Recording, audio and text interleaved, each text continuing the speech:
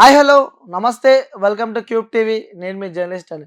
So రానున్న parliamentary ఎన్నికలకు సంబంధించి కూడా సికింద్రాబాద్లో ఏ పార్టీ గెలుస్తుందని చెప్పి కూడా ఒక చర్చనీయాంశంగా మారిన విషయం మనందరికీ తెలిసిందే. కానీ చాలా సర్వేలు మాత్రం ఈసారి సికింద్రాబాద్ గడ్డ కిషన్ రెడ్డి అడ్డా అని చెప్పి కూడా చాలా ఛానళ్ళు అయితే అంటున్నాయి. సో ఎందుకు కిషన్ రెడ్డి ఈసారి సికింద్రాబాద్ పార్లమెంటరీ ఏరియాలో గెలవబోతున్నాడు అంటే సో కొన్ని వాస్తవాలు ఉన్నాయి. అందుకే ఇక్కడ పెద్ద ఎత్తున అక్కడున్న ప్రజలు కూడా ఈసారి కిషన్ రెడ్డిని గెలిపించాలని చెప్పి కూడా కోరుకుంటారు. ముఖ్యంగా సికింద్రాబాద్ పార్లమెంటరీ ఏరియాలో ఈసారి ఎవరెవరు అభ్యర్థులు ఉన్నారో మనకు చూపించే ప్రయత్నం అయితే నేను చేస్తా. సో బీజేపీ పార్టీ నుంచి కూడా కిషన్ రెడ్డి తను ప్రజెంట్ సికింద్రాబాద్కి కూడా తను ఎంపీగా ఉన్నాడు. సో అతనే మళ్ళీ బీజేపీ నుంచి కూడా మళ్ళీ తను ఎంపీగా నించోబోతున్నాడు. అలాగే బీఆర్ఎస్ పార్టీ నుంచి చూసుకుంటే కూడా పద్మారావు గౌడ్ కూడా అక్కడ బీఆర్ఎస్ పార్టీ క్యాండిడేట్గా ఉన్నాడు. తను అక్కడ సికింద్రాబాద్ ఏరియాకి సంబంధించి కూడా అసెంబ్లీ సెగ్మెంట్ ఎమ్మెల్యేగా ఉన్న పద్మారావు గౌడ్ కూడా ఈసారి ఎంపీగా సికింద్రాబాద్ నుంచి తను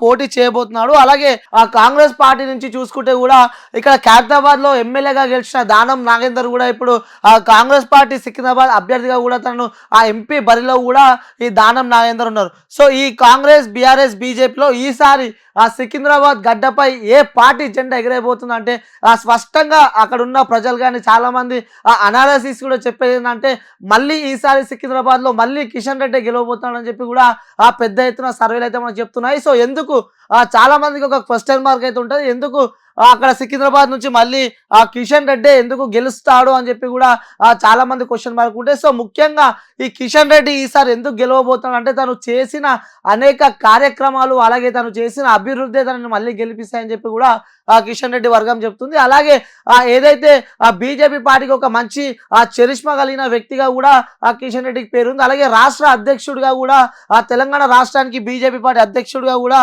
కొనసాగుతున్నాడు. అలాగే తను సెంట్రల్ మినిస్టర్గా కూడా తను ఉన్నాడు. అంటే ఇక్కడ రాష్ట్ర వ్యాప్తమే కాదు దేశవ్యాప్తంగా కూడా ఈ యొక్క కిషన్ రెడ్డికి మంచి పేరుందని చెప్పుకోవచ్చు. అలాగే దీనితో పాటుగా కూడా రామ మందిరం కట్టింది కూడా ఈసారి బీజేపీ పార్టీకి, అలాగే కిషన్ రెడ్డికి కూడా ప్లస్ అయ్యే అవకాశాలు ఉన్నాయి. ఎందుకంటే తను చేసిన అనేక కార్యక్రమాల్లో కూడా అక్కడ అనునిత్యం తాను ప్రజల్లో ఉండి ప్రజలతోనూ తిరుగుతున్న వ్యక్తి. అక్కడ సికింద్రాబాద్ పార్లమెంటరీ ఏరియాకి సంబంధించి కూడా ఎక్కడ ఆపద వచ్చినా అన్నా అంటే నేను ఉన్నా అంటూ కూడా అనునిత్యం ప్రజల్లో తిరిగే వ్యక్తి.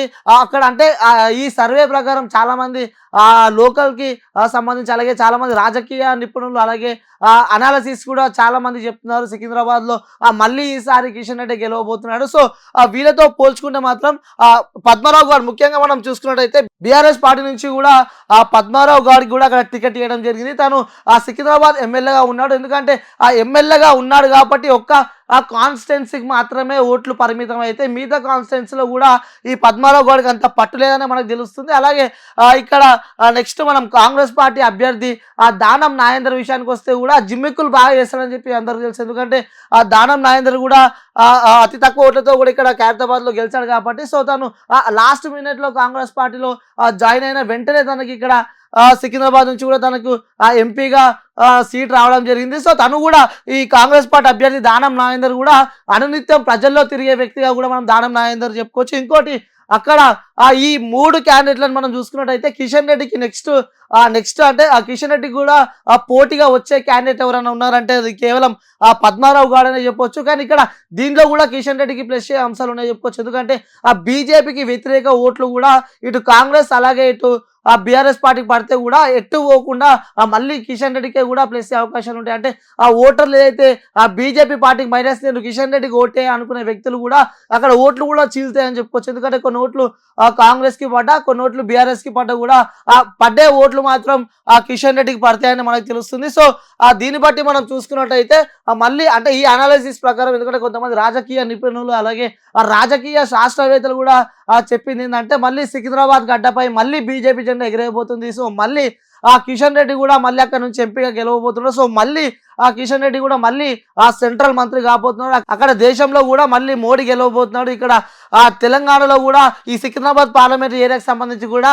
మళ్ళీ కిషన్ రెడ్డి గెలవబోతున్నాడు అయితే మనకి సమాచారం వస్తుంది. సో ఇది ఇప్పటి వరకు ఉన్న కాన్స్టిట్యున్సీలకు సంబంధించి ఇప్పటి వరకు ఉన్న పార్లమెంటరీ ఏరియాకి సంబంధించి కూడా మన దగ్గర ఉన్న న్యూస్. సో మరి ఇంకొక పార్లమెంటరీ ఏరియాకి సంబంధించి కూడా ఏ పార్టీ గెలుస్తారు ఏ అభ్యర్థులు గెలుస్తారు వాళ్ళకి బలాలు బలహీనతలు ఏందో కూడా చెప్పే ప్రయత్నం అయితే చేస్తా.